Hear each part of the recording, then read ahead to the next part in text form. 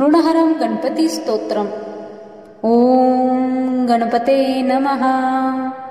सिन्दूरवर्णं द्विभुजं गणेशं लम्बोदरं पद्मदले निविष्टं ब्रह्मादिदैवे परिसेव्यमानं सिद्धिर्युतं तं प्रणमामि देवं। दृष्टद्यो ब्रह्मणा सम्यक् पूजितः फलसिद्धये सदैव पार्वती पुत्रः ऋणनाशं करोतु मे।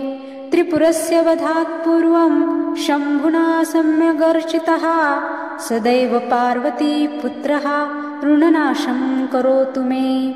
हिरण्यकश्यपादीनां वधार्थे विष्णुनार्चितः सदैव पार्वती पुत्रः ऋणनाशं करोतु मे।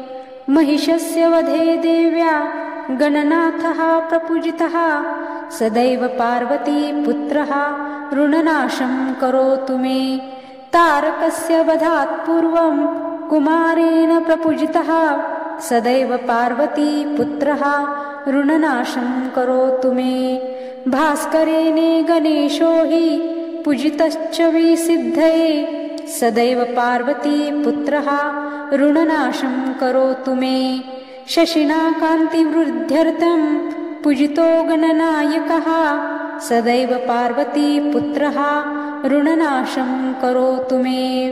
पालनाय च तपसा विश्वामित्रेण पूजितः सदैव पार्वती पुत्रः ऋणनाशं करोतु मे। इदं तृणहरं स्तोत्रं तीव्रदारिद्र्यनाशनम् एकवारं पठे नित्यं वर्षमेकं सामहितः। दारिद्र्यं दारुणत्यक्त्वा कुबेरसंताव्रजेत। ॐ गणेशाय नमः।